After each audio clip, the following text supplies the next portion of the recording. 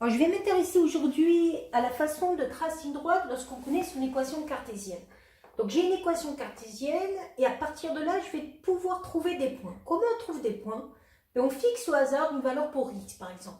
Donc si je fixe x égale 0, je vais remplacer à l'intérieur. Ça va faire 2 fois 0 moins 3 fois y plus 1 égale 0. Ça va me permettre de ne plus avoir l'inconnu x et donc de trouver y.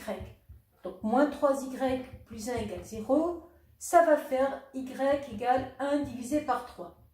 Donc comment j'ai fait? J'ai fait passer le moins 3y de ce côté-là et après j'ai tout divisé par 3. Ça veut dire qu'un des points de cette droite a pour coordonnées 0 et 1 tiers.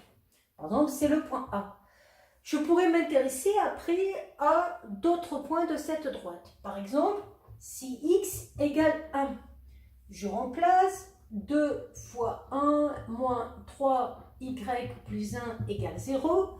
2 fois 1, 2, 2 plus 1, 3. Il va me rester moins 3y plus 3 égale 0, c'est-à-dire 3 égale 3y, c'est-à-dire y égale 3 divisé par 3, c'est-à-dire 1. J'ai donc un deuxième point qui aura pour coordonnées 1 et 1. Je peux, à partir de là, tracer la droite. Alors, on peut même avoir un seul point pour tracer cette droite. Alors, pourquoi je dis ça? Je vous rappelle qu'une droite est toujours donnée par un point de cette droite. Par exemple, je vais prendre le point à coordonnées entières, le point B de coordonnées 1, 1, et par un vecteur directeur. Or, un vecteur directeur est donné par la formule moins BA. Donc, si je veux un vecteur directeur de cette droite, moins B, ça va donner moins 3, puisque le B, c'est le coefficient qu'il y a devant le Y, et A, ça va donner 2.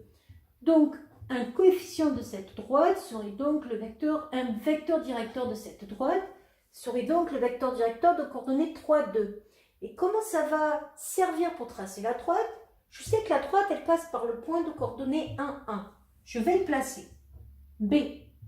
Je sais que sa direction est donnée par le vecteur U. Donc, à partir de B, je vais dessiner le vecteur vu. Donc, déplacement de 3 sur les X, 1, 2, 3, et de 2 sur les Y. Là, j'ai mon vecteur U. Et à partir de là, ma droite, elle est tout simplement définie grâce à cela. Et je peux remarquer d'ailleurs que cette droite, quand je l'ai tracée, elle passe bien par le point A, de coordonnées 0 sur l'abscisse, 1 tiers sur les ordonnées. Voilà!